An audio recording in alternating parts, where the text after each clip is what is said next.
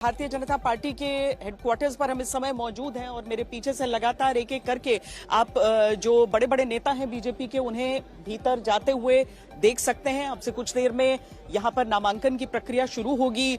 जो भारतीय जनता पार्टी के नए अध्यक्ष बनेंगे उनकी जो अलग अलग राज्य हैं उनके मुख्यमंत्री, उप मुख्यमंत्री, राज्यों के जो बीजेपी प्रेसिडेंट हैं उन सब के यहां पर पहुंचने का सिलसिला, उन सब के यहां पर पहुंचने का क्रम जारी है, चल रहा है। और इस सब के बीच नितिन नबीन को लेकर सबसे ज्यादा इस समय एक तरीके से लोगों के मन में ये प्रश्न है, क्योंकि अगर हम बिहार के बाहर देखें तो जिज्ञासा होनी बनती भी है। बिहार में लगातार 5 बार और बड़े मार्जिन से जीते हैं वो विधानसभा का चुनाव, लेकिन बिहार के बाहर लोग अब जानना उन्हें शुरू होंगे जब भारतीय जनता पार्टी यानी कि देश की सबसे बड़ी पार्टी जो है इस समय, उसके अध्यक्ष के तौर पर नितिन नबीन नजर आ सकते हैं।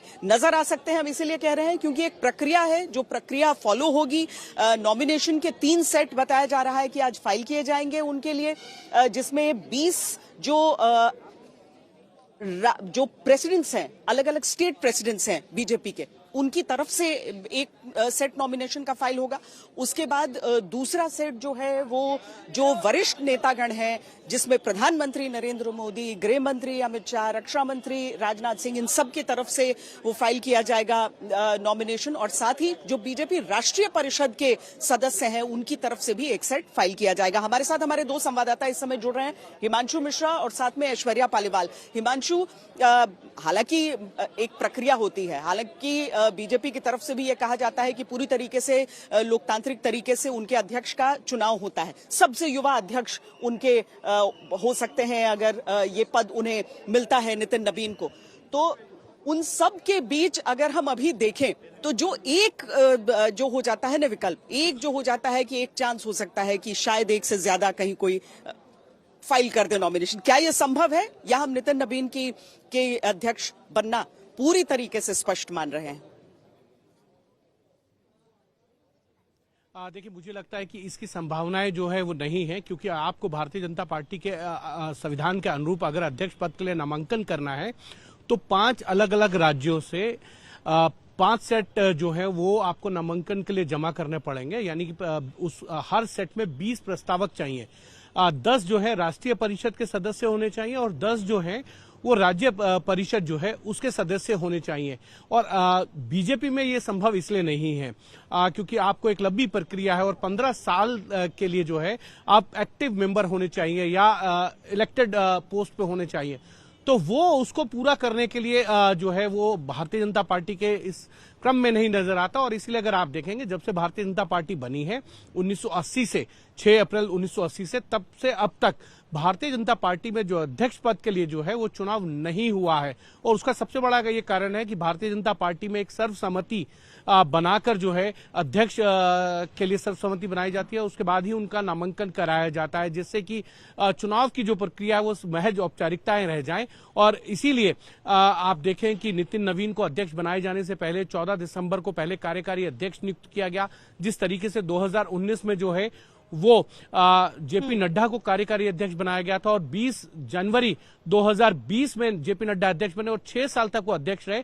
और आज जो है नितिन नवीन, क्योंकि नामांकन अब ये माना जा रहा है कि उन्हीं को ही करना है, कार्यकारी अध्यक्ष हैं, तमाम सेट जो है वो तैयार हो चुके हैं।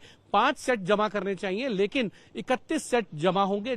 30 ऐसे राज्य जहां पर बीजेपी के जो संगठनात्मक चुनाव है पूर्ण हो चुके हैं, यानी कि वहां के प्रदेश अध्यक्ष तक का चुनाव जो है वो पूरा हो चुका है। और एक सेट जो है भारतीय जनता पार्टी के पार्लियामेंट्री बोर्ड की तरफ से जो है वो जमा होगा। तो 31 सेट हैं, यानी अब ये मान के चला जा सकता है कि नितिन नवीन ही जो है अगले अध्यक्ष होंगे। 2 बजे के बाद चुनाव की जो संगठनात्मक चुनाव की प्रक्रिया है वो शुरू होगी और संगठन के जो चुनाव के इंचार्ज हैं के लक्ष्मण, उनके पास सबमिशन होगा। एक एक राज्य जाएंगे, अपने अपने नॉमिनेशन देंगे।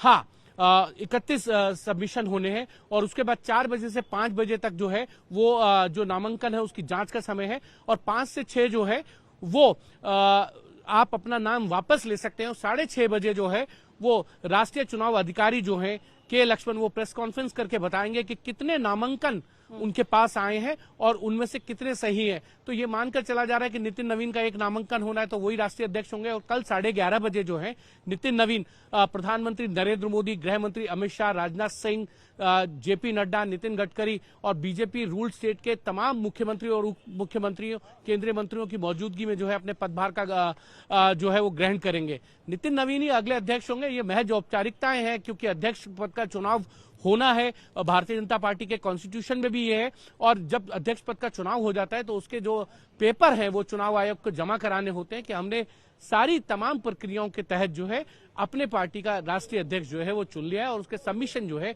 वो चुनाव आयोग को देना होता है। क्योंकि भारतीय जनता पार्टी में कार्यकाल जो है एक अध्यक्ष का 3 साल का है, लेकिन एक व्यक्ति 2 बार लगातार जो है अध्यक्ष बन सकता है। जेपी नड्डा 3 साल के लिए चुने गए थे, 3 साल जो है उनको एक्सटेंशन मिला है पार्टी की तरफ से। 2023 में 20 जनवरी को ही जो है उनको एक्सटेंशन भी दिया गया था। श्वेता, यहाँ पर चूंकि जितने भी केंद्रीय मंत्री हैं और राज्यों के मुख्यमंत्री हैं उन सब के पहुंचने का सिलसिला यहाँ पर चल रहा है। यहाँ हमने सभी मुख्यमंत्रियों को एक एक करके यहाँ प्रवेश करते हुए देखा है। अब भारतीय जनता पार्टी का जो ये मुख्यालय है यहाँ पर अब आप रक्षा मंत्री राजनाथ सिंह को पहुंचता हुआ देख सकते हैं। गृह मंत्री अमित शाह भी यहाँ पर पहुंचे हैं। ये तमाम मंत्रियों का यहाँ पर पहुंचने का सिलसिला इसीलिए भी महत्वपूर्ण क्योंकि जो अभी अभी हिमांशु कह रहे थे कि जिस तरीके से यहाँ पर नॉमिनेशन होगा उसमें बीजेपी के कॉन्स्टिट्यूशन को देखते हुए इन सभी लोगों का यहाँ पर पहुंचना और एक साथ नॉमिनेशन जो कि दोपहर 2 बजे से लेकर 4 बजे तक उसकी पूरी प्रक्रिया हो जानी चाहिए। कमोवेश सभी यहाँ पर इस समय तक पहुंच चुके हैं। लेकिन शशि भूषण, एक तो जो आउटगोइंग बीजेपी के प्रेसिडेंट जेपी नड्डा की भी शिक्षा बिहार में हुई, पटना में हुई, सेंट जेवियर्स में पढ़े वो, और अब नितिन नवीन जो कि सेंट माइकल्स के प्रोडक्ट हैं। सेंट माइकल्स में उन्होंने अपनी 10वीं की शिक्षा पूरी की थी और उसके बाद वहां से आगे दिल्ली में भी 12वीं तक पढ़े, फिर बीआईटी मेसरा में आ गया। हालांकि उन्हें दुर्भाग्यवश वहां पर उसे बीच में छोड़ना पड़ा था बीआईटी मेसरा की पढ़ाई को। लेकिन एक उत्साह बिहार के भीतर भी जहां पर एनडीए इतनी भारी बहुमत के साथ आई और अब कम से कम बीजेपी के लिहाज से बीजेपी के राष्ट्रीय जो अध्यक्ष होने वाले हैं वो नितिन नवीन। बिल्कुल श्वेता, इसमें कोई दो राय नहीं है कि एक उत्साह तो है और खासतौर पे अगर आप बिहारी होने के नाते देखिए तो नितिन नवीन का राष्ट्रीय अध्यक्ष चुना जाना, पहले कार्यकारी अध्यक्ष के तौर पर उनकी नियुक्ति और उसके बाद ही लगभग बिहार के पार्टी ही नहीं जो दूसरे लोग जो संगठन से जुड़े नहीं हैं वो लोग भी इस बात को लेकर के खास से उत्साहित रहे हैं कि नितिन नवीन को इतनी बड़ी जिम्मेदारी दी जा रही है। और हमने देखा 3 बार नितिन नवीन जो हैं वो आए जब उनको कार्यकारी अध्यक्ष नियुक्त किया गया, उसके बाद वो 3 दफ़े पटना आए हैं। पहली दफ़े रोड शो हुआ, भव्य स्वागत हुआ, सबको याद है, तस्वीरें सबने देखी। उसके बाद उनके पिता की पुण्यतिथि थी, उसके एक दिन पहले भी वो आए थे और अभी हाल में जो 15 जनवरी को उनका दौरा था, जो जिस अंदाज में वो मकर संक्रांति भोज का आयोजन पहले करते रहे विधायक के तौर पे, मंत्री के तौर पे, उसी अंदाज में उन्होंने इस बार भी आयोजन किया 16 जनवरी को। और मीडिया के लोगों से भी मिले, पार्टी के लोगों से भी मिले, प्रदेश भर से तमाम नेता पहुंचे थे। तो बहुत कोई अप्रोच में उनके बदलाव दिखा नहीं है अब तक और उनकी जो सहृदयता है, जिस तरह वो सौम्यता के साथ सबसे मिलते हैं और जितना आदर सबको देते हैं, ये मतलब उन्होंने जबरदस्त कायल बना करके रखा है सबका। तो आज सुबह ही मैं मिल रहा था, जो उनके स्कूलिंग जहां हुई पहली कक्षा से लेके 6ठी कक्षा तक, जो आचार्य किशोर कुणाल रहे, पूर्व आईपीएस और जो बिहार में हनुमान मंदिर से जुड़े रहे, महावीर मंदिर से, उनकी पत्नी अनीता कुणाल, वो उनकी प्रिंसिपल रही उस स्कूल की जहां उन्होंने शुरुआत की स्कूलिंग की। वो बता रही थी कि नितिन बचपन से ही बड़े शांत और बड़ा रिस्पेक्ट देने वाला एक बच्चा था। और देखिए आज उनको भी बड़ा गौरव हो रहा था, मैंने सुबह उनसे बात करी।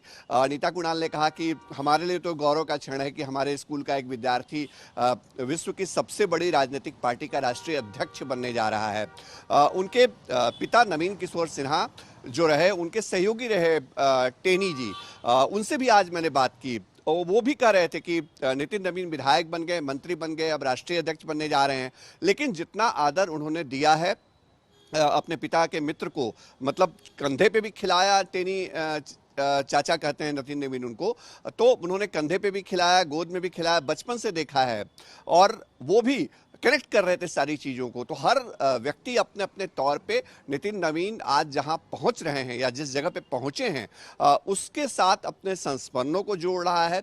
और साथ ही साथ सबसे बड़ी बात श्वेता कि अगर आप बीजेपी के अंदर बिहार में नए कार्यकर्ताओं, संगठन के लोगों से बात करिए, युवाओं से बात करिए, तो लगातार उस दिन से हमने देखा है जिस दिन नितिन नवीन को राष्ट्रीय कार्यकारी अध्यक्ष बनाया गया, वो यही कहते हैं कि हमारी पार्टी ये कर सकती है कि एक ऐसा व्यक्ति जो विधायक रहा, मंत्री रहा और अचानक से उसको इतनी बड़ी जिम्मेदारी अगर मिली है, तो यही हमारे संगठन की ताकत है। और यहाँ बाकी चीजें काम नहीं अगर हम करती हैं, पूरे में यहाँ जो चर्चा काम देखें, करता है। विमर्श देखें, तो उनका नाम कहीं पर चर्चा में था नहीं। लेकिन अगर हम युवा अध्यक्षों की एक परंपरा को देखें तो 49 साल की उम्र में हिमांशु अध्यक्ष अमित शाह भी बने थे। अगर हम अटल जी की उम्र को भी उस समय देख लें, 52 वर्ष की आयु थी उनकी। तो ये कुल मिलाकर अगर हम पूरे उस ट्रेंड को देखें तो युवाओं के प्रति, युवाओं पर विश्वास की एक परंपरा रही है। लेकिन उससे बढ़कर ये चीज है कि आज की दुनिया में जिस तरीके से चर्चा चलती है जेन जी की, तो राजनीति को के युवा, हम कहते हैं हमेशा राजनीति के युवा वो होते हैं जो आपके नेचुरली जो वोटिंग वाले उम्र के आगे के लोग ही हो सकते हैं, लेकिन उसके बीच में जो आप उन्हें बेहद युवा जिन्हें मान सकते हैं राजनीति में, जरूर वो लगातार पटना में बांकीपुर से विधायक बनते आ रहे हैं, जरूर वो 2 बार मंत्री पद भी अपने कार्यकाल में संभाल चुके हैं, लेकिन उसके बावजूद जिस तरह का अनुभव उनका है, किसी और पार्टी में शायद ये संभव नहीं हो पाता कि उनको पार्टी का राष्ट्रीय अध्यक्ष चुना जाने की बात होने लगती। देखिए, बिल्कुल स्वाभाविक है, क्योंकि भारतीय जनता पार्टी के अंदर एक चीज जरूर है कि वो ट्रांजिशन जो है आज जनरेशन चेंज की, उसको बड़ी स्मूथ तरीके से करने की कोशिश करती है और उस पर सफल भी होती दिखती है। आप याद कीजिए कि राजनाथ सिंह जब 2009 में अध्यक्ष पद से हटे थे तो नितिन गडकरी बने थे, 52 वर्ष के थे, और उसके बाद 2014 के अंदर गृह मंत्री अमित शाह जब अध्यक्ष बने, उनकी उम्र जो है 49 वर्ष थी। भारतीय जनता पार्टी 45 वर्ष की है और दूसरी तरफ नितिन नवीन भी 45 वर्ष के हैं। अगर आप देखें तो भारतीय जनता पार्टी से, क्योंकि जनसंघ पहले रहा और जनसंघ के अध्यक्ष के तौर पर लालकृष्ण आडवाणी जब अध्यक्ष बने थे तो वो भी 45 ही वर्ष के थे, और अटल बिहारी वाजपेयी जब अध्यक्ष बने थे वो भी 45 वर्ष के थे जनसंघ के। तो कहीं ना कहीं इस चीज को भारतीय जनता पार्टी बहुत अच्छी तरीके से जानती है कि यूथ चेहरा जो है वो कैसे आगे लाया जाए, कैसे युवाओं में संदेश दिया जाए कि भारतीय जनता पार्टी में जो है युवाओं को मौका मिलता है, जो राजनीतिक समझ रखते हो, चुनावी प्रक्रिया को समझते हो, संगठन में विस्तार करने की बात करते हो, तो बाकी सब चीजें वहां पे गौण हो जाती हैं। जाति, क्षेत्र, इन सब को अलग रखकर भारतीय जनता पार्टी फिर नए अध्यक्ष की तरफ बढ़ती है और उसी में क्रम में अगर आप देखेंगे तो नितिन नवीन जो है वो फिट बैठते हैं। नितिन नवीन का संगठनात्मक अगर आप देखें तो वो प्रदेश के अंदर युवा मोर्चा के अध्यक्ष रहे बिहार में, उसके बाद वो राष्ट्रीय युवा मोर्चा में जनरल सेक्रेटरी रहे अनुराग ठाकुर के साथ, और उसके उपाध्यक्ष भी रहे, और उसके बाद जो है उन्होंने महासचिव रहते हुए भारतीय युवा मोर्चा के उस समय एक यात्रा निकाली थी शहीदों को नमन करके नॉर्थ ईस्ट के लिए, और उसके बाद वो सिक्किम के जो है वो इंचार्ज बनते हैं संगठन के लोकसभा चुनाव के लिए, और 2023 में उनको छत्तीसगढ़ का इंचार्ज बनाया जाता है, जहां भूपेश बघेल की सरकार थी और भारतीय जनता पार्टी को यह लगता था कि सरकार को अगर गिराना है तो रणनीति के तहत गिराना, तो नितिन नवीन को वहां जिम्मेदारी दी गई थी शहर चुनाव प्रभारी की, और उसमें वो कामयाब भी हुए, और उसके बाद उनको फुल फ्लेज छत्तीसगढ़ का जो है इंचार्ज बनाया गया। 5 बार के विधायक रहे हैं, 2 बार मंत्री हैं, तो ये संगठनात्मक और प्रशासनिक अनुभव जो है वो काम आया, और जमीन पे जिस तरीके से नितिन नवीन ने काम किया उसका अनुभव भारतीय जनता पार्टी को लगता है कि बहुत ज्यादा उनको लगा, और जहां भी चुनाव होते हैं नितिन नवीन ना सिर्फ जिन राज्यों में प्रभारी रहे हैं उनके अलावा जहां जहां चुनाव होते हैं, मतलब राजनीति में एंट्री के लगभग 2 साल बाद संगठनात्मक रूप से पार्टी के कामकाज में वो जुड़ गए थे। लेकिन आज जब वो दुनिया की सबसे बड़ी पार्टी के राष्ट्रीय अध्यक्ष बनने वाले हैं, उससे पहले उनके बारे में जो निजी जानकारियां, उनकी जिंदगी कैसी रही थी, क्या पढ़े लिखे हैं, बचपन में कैसे थे, अभी किस तरीके की उनको लेकर लोगों में राय है, ये सारे लोगों के मन में जिज्ञासा उठ रही है। हमारी सहयोगी ऐश्वर्या पालीवाल ने खास बातचीत की है उनकी बहन से, सुनिए। नितिन नवीन भारतीय जनता पार्टी के सबसे छोटी उम्र के प्रेसिडेंट बनने जा रहे हैं।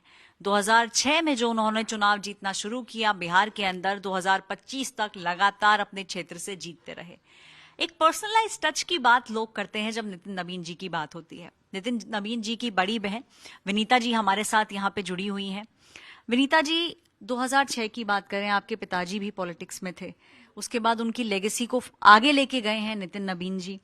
लोग बात करते हैं कि एक बहुत पर्सनलाइज टच है नितिन नवीन जी का, सबसे बहुत ज्यादा मिलते हैं। तो आपने देखा होगा कि कार्यकर्ताओं से जुड़ाव है। हाँ, वो तो बहुत है। वो सब जो भी आते हैं उनसे अच्छे से मिलते हैं। फिर सबका प्रॉब्लम जैसे जो भी कभी भी आ गए तो ये नहीं कि टाइम नहीं भी है तो भी मतलब उसको टाइम प्रॉपर देते हैं, क्योंकि सबका जो भी प्रॉब्लम है उसको समझते हैं कि हाँ देखना इनका काम है।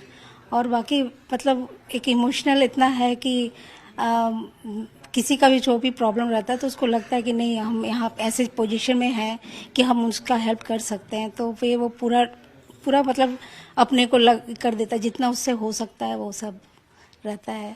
और जब पापा के जाने के बाद से मेरी शिफ्ट शादी हुई थी उस समय, उसके बाद वो पढ़ाई कर रहा था। देन फिर उसके बाद हुआ कि पापा नहीं थे तो फिर इसी को संभालना पड़ा सब कुछ। मेरी छोटी बहन की शादी भी थी, बाकी फिर इसका पढ़ाई बीच में छोड़ के फिर पूरी घर को भी अच्छे से संभाला। फिर बाहर भी काफ़ी परेशानी आई होगी, उतना हम लोग से बताता नहीं था। हमेशा जैसे पापा थे कि जो भी प्रॉब्लम बाहर का, बाहर घर आते थे तो घर में हमारा ऐसा अलग सा रहता था।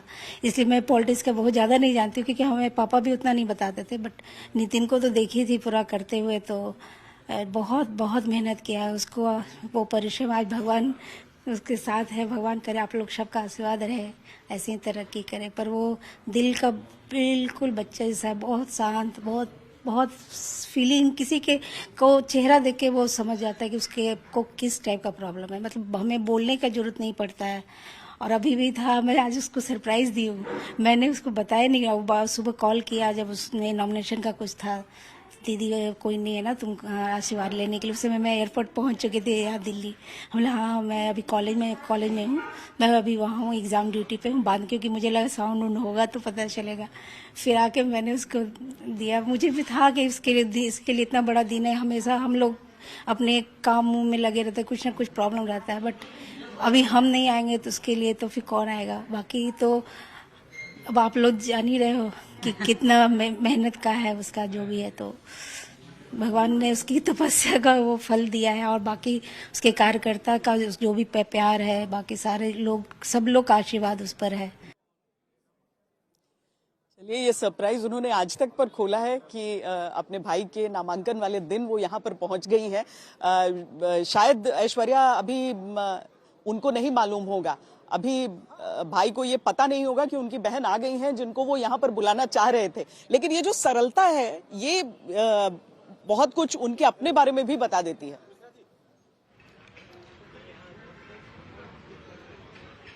बिल्कुल श्वेता, मैं आपको एक बात बताऊं, बिहार चुनाव में आप भी बिहार में थी, मैं भी बिहार में थी, और जब हम उनके क्षेत्र में गए तो लोगों ने हमें बताया कि किस तरीके से वो घर घर जा रहे थे, लोगों से विनती कर रहे थे कि आप लोग जाइए और मतदान जरूर करिए। देखिए, कोई एक ऐसा शख्स जो 2006 से लगातार चुनाव जीतता आ रहा है, उनको घर घर जाने की आवश्यकता शायद नहीं है। लेकिन नितिन नवीन जी के बारे में वहां के लोग ये कहते हैं कि वो हर चुनाव के अंदर पर्सनलाइज टच देते हैं। चुनाव से लगभग 3 महीने पहले कोशिश करते हैं कि जितने ज्यादा लोगों से मिल सके उतने ज्यादा लोगों से मिल लें। और आपने बिल्कुल ठीक कहा, देखिए उनकी बहन ने भी जो सरप्राइज दिया है, एयरपोर्ट पे थी, उनको बताया नहीं, तो जब उनकी मुलाकात होगी तो उन्होंने कहा कि हमने देखा है कि नितिन ने किस किस मुश्किलों से वो यहाँ तक पहुंचा है, और हम परिवार के लिए जितने भी लोग हैं हम सब के लिए हमेशा साथ में खड़ा रहा है। तो जब इतना बड़ा दिन उसके जीवन का है तो सिर्फ उनकी बहन ही नहीं बल्कि और भी कई सारे लोग ऐसे हैं जो उनसे जुड़े हैं, जो आज शाम तक यहाँ पहुंच जाएंगे। और सभी का कहना है कि जितनी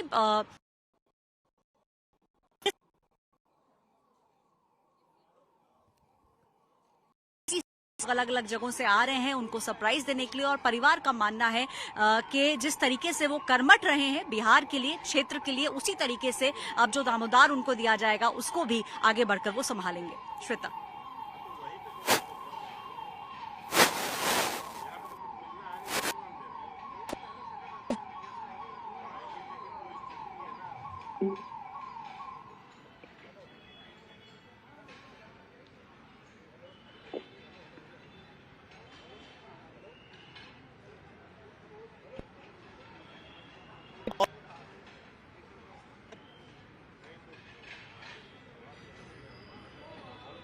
रहे हैं, लेकिन ताकि वहां पर उन जैमर्स से हमारा माइक नहीं अफेक्ट हो, हम थोड़ा सा आगे आपको बढ़ते हैं, लेकिन वो तस्वीरें हम आपको साथ साथ में जरूर दिखाते रहेंगे कि ये देखिए योगी आदित्यनाथ यहां पर पहुंच चुके हैं और बाहर जय जयकार सुनाई देने लगा था उनके लिए। योगी आदित्यनाथ, बाकी सारे नेताओं के यहां पर पहुंचने का क्रम जारी है, लेकिन यूपी के मुख्यमंत्री जैसे ही यहां पर पहुंचे हैं बाहर, वैसे ही बाहर नारे कुछ सुनाई देने लगे हैं। थोड़ी सी ट्रैफिक को बाधित रखा गया है बाहर, क्योंकि केंद्रीय मंत्रियों के और राज्यों के मुख्यमंत्रियों के यहां पर पहुंचने की वजह से सिक्योरिटी बहुत ज्यादा रखी गई थी, लेकिन अब वो भी पहुंच गए हैं। तो कमोवेश सभी यहां पर अब हैं। कुछ देर बाद नॉमिनेशन की जो प्रक्रिया पूरी, हिमांशु भी बता रहे हैं कि 2 घंटे तक यहां पर चलना है, लेकिन एक हम आपको उम्र अलग अलग पार्टियों के जो राष्ट्रीय अध्यक्ष हैं या फिर उस कैपेसिटी में जो लोग हैं उनकी उम्र अगर हम देखें, अगर कांग्रेस पार्टी के मल्लिकार्जुन खड़गे को देख लीजिए, 83 वर्ष उनकी आयु। बीएसपी प्रमुख मायावती को देख लीजिए तो उनकी आयु 70 वर्ष। आरजेडी सुप्रीमो लालू प्रसाद यादव को अगर लें तो 77 वर्ष उनकी आयु। तृणमूल कांग्रेस ममता बनर्जी 71 वर्ष। डीएमके के एमके स्टालिन 72 वर्ष उनकी आयु। सीपीआई के जो महासचिव हैं डी राजा, उनकी उम्र 76 वर्ष। हालांकि कुछ कम उम्र के भी हैं, जैसे समाजवादी पार्टी के प्रमुख अखिलेश यादव 52 वर्ष के हैं इस समय। और साथ में अगर हम आम आदमी पार्टी के अरविंद केजरीवाल जो उसके राष्ट्रीय कन्वीनर हैं उनको देख लें तो 57 वर्ष उनकी आयु है। और एनपीपी यानी कि पूर्वोत्तर की पार्टी के कॉनराड सांगमा जो कि 47 वर्ष के हैं।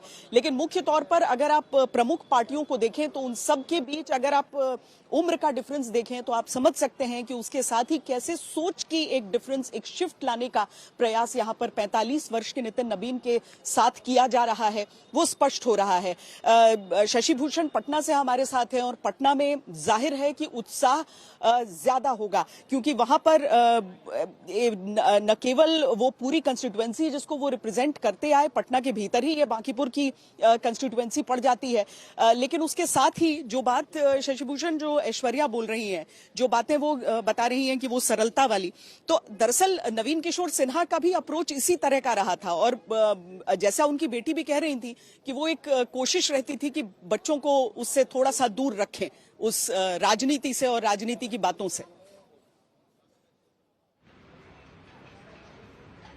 सही कहा आपने श्वेता। नवीन किशोर सिन्हा चाहते भी नहीं थे कि नितिन नवीन जो हैं उनके बेटे राजनीति में आए। नितिन तो बीआईटी मेसरा से नितिन नवीन इंजीनियरिंग की पढ़ाई कर रहे थे, लेकिन 2005 के नवंबर में जब चुनाव हुए बिहार में और उसके बाद परिस्थितियां ऐसी बनी कि उसी साल मतलब बिहार में बीजेपी एनडीए की जीत हुई थी, नीतीश कुमार मुख्यमंत्री बने, डिप्टी सीएम सुशील कुमार मोदी बने। नवीन किशोर सिन्हा का नाम भी चर्चा में था कि वो मंत्री बनेंगे, लेकिन कुछ ऐसी परिस्थितियां बनी कि उनका निधन हुआ। और उसके बाद तैयारी ये हो रही थी, चूंकि उनके परिवार के जो लोग हैं या जो करीबी राजनीति करते रहे नवीन किशोर सिन्हा के साथ, उनसे जब हम बातचीत करते हैं तो वो बताते हैं कि तैयारी ये थी कि नितिन नवीन की माँ जो हैं उनको चुनाव लड़ाया जाए, लेकिन कुछ ऐसे करीबी रहे परिवार के राजनीतिक करीबी सहकर्मी, उन्होंने कहा कि ये सही नहीं होगा। और वैसे वक्त में ये फैसला हुआ, चूंकि नितिन नवीन को घर में नीतू बोलते हैं लोग, तो ये तय हुआ कि नितिन नवीन को ही ये जिम्मेदारी लेनी होगी। और आप ये समझिए कि नितिन नवीन ने जिस दौर में वो पटना में 2006 में जब बाई इलेक्शन हुए, पहली दफे वो जीते यहाँ पे, तो उस समय पटना पश्चिम सीट हुआ करती थी। उस समय दीघा और बांकीपुर सीटें अलग अलग नहीं थी। तो उस दौर में नितिन नवीन जीते और जब वो विधायक बने तो उनके सामने बड़े दिग्गज चेहरे थे। नीतीश कुमार मुख्यमंत्री थे, सुशील कुमार मोदी का दौर था, कैलाशपति मिश्र जैसे नेता थे, नंदकिशोर यादव थे जो पार्टी के प्रदेश अध्यक्ष भी रहे उस दौर में, तो इन नेताओं के बीच में उन्होंने अपने बहुत सौम्य व्यवहार से अपने कद को धीरे धीरे बड़ा किया। उन्होंने इंतजार किया अपने टाइम का। और देखिए, चुनाव में नेता खड़े होते हैं, जनता पसंद करती है, नापसंद करती है, सारी बातें होती हैं। लेकिन हमने पहली दफे एक 2010 में एक चीज देखी थी श्वेता, यहाँ कवर करते हुए पटना में, कि नितिन नवीन को जो पटना पश्चिम सीट थी वो बाद में दीघा सीट हो गई। और वो सीट जो है वो जेडीयू के पाले में जब गई तो वहां पूनम देवी को जेडीयू ने उम्मीदवार बनाया। नितिन नवीन को बांकीपुर शिफ्ट किया गया पहली दफे, जो नई कॉन्स्टिट्यूंसी बनी। दीघा क्षेत्र जो है वो मूल क्षेत्र था नितिन नवीन का। वहां बड़ा विरोध हुआ था कि नितिन नवीन को यहां से क्यों हटाया जा रहा है। लेकिन हाँ, इसके बावजूद क्षेत्र की जनता चाहती थी कि नितिन नवीन उस इलाके से ही चुनाव लड़े, या उनको ही मतलब वो विधायक चुनना चाहते थे।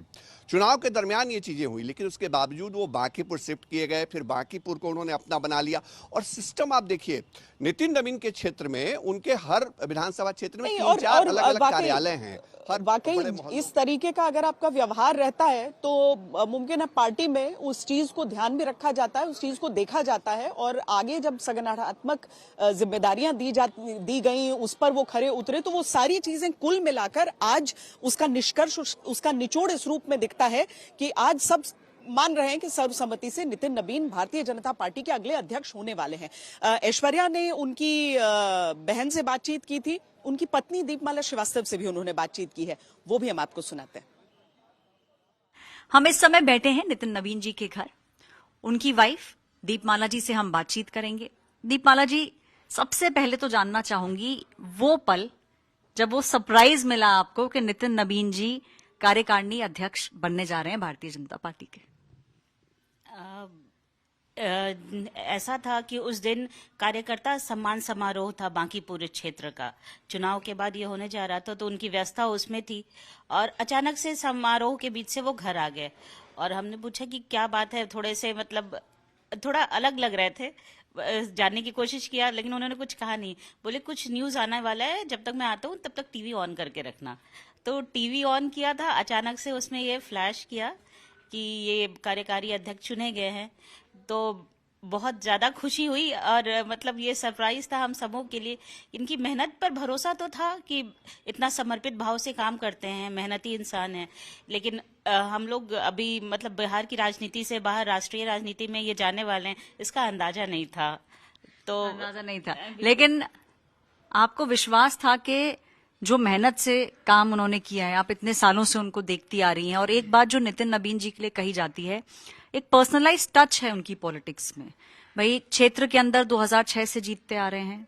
मुश्किल था वो दौर, जिस तरीके से आरजेडी की अगर बात करें तो एक दहशत का दौर था, उसमें भी चुनाव जीतते आए हैं। इसके पीछे मेहनत कितनी लगती है? मेहनत तो बहुत ज्यादा लगती है। दिन रात का पता नहीं होता, दिनों का पता नहीं होता है कि आज संडे है या मंडे है। मौसम का पता नहीं होता है कि गर्मी की लू चल रही है, ठंड की शीतलहरी है या बारिश आ रही है। मौसम कुछ भी हो, दिन हो, रात हो, सुबह के 4 बजे हो, वो काम करना नहीं छोड़ते। तो हम लोग उनको इतने समर्पण के साथ काम करते हुए देख रहे थे, तो लगा कि कुछ ना कुछ ये अचीव भी करेंगे। और जो हमारा केंद्रीय नेतृत्व है उनको भी पहचान है कि कौन सा व्यक्ति इतना काम करने में सक्षम है, या जो कहते हैं कि हीरे की परख जौहरी को ही होती है। तो उन लोगों ने मेरे ख्याल से वो हीरा चुन के निकाल लिया।